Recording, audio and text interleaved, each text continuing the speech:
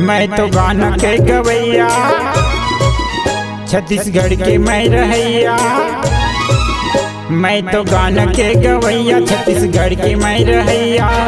जागृत दास मोरे नाम है, भालू को न मोरे गाँव है। मैं तो गाना के गवैया, छत्तीसगढ़ के मैं रहैया। मैं तो गाना के गवैया, छत्तीसगढ़ के मैं रहैया। जागृत दास मोरे नाम है, भालू को न मोरे गाँव है।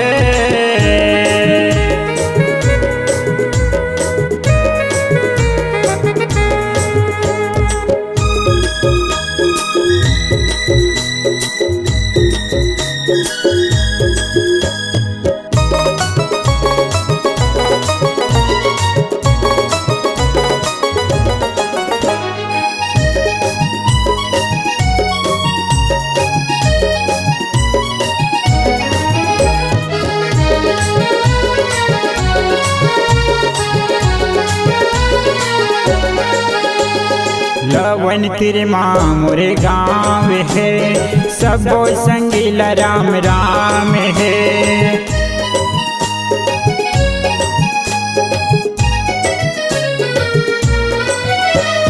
लवन तेरे माँ मोरे गाँव है, सबो संगीला राम राम है।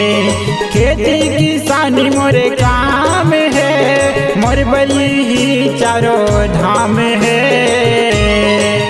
मैं तो गाना के गवैया, छत्तीसगढ़ के मैं रहैया। मैं तो गाना के गवैया, छत्तीसगढ़ के मैं रहैया। जागृत दास मोरे नाम है, भालू को न मोरे गाँव है।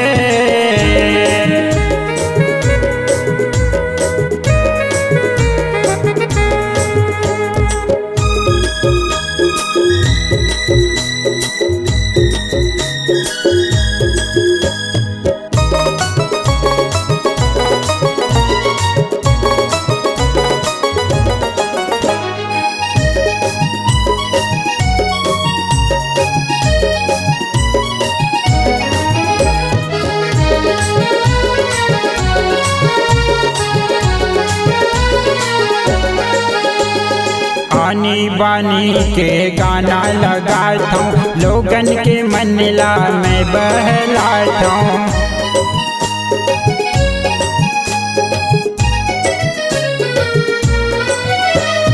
आनी बानी के गाना लगाता हूँ, लोगन के मनला में बहलाता हूँ। राम रामायण के भजन सुनाता हूँ, सत्संग के जगह में मैं आता जाता हूँ। मैं तो गाना के गवैया, छत्तीसगढ़ के मैं रहैया। मैं तो गाना के गवैया, छत्तीसगढ़ के मैं रहैया। जागृत दास मोरे नाम है, भालू को न मोरे गाँव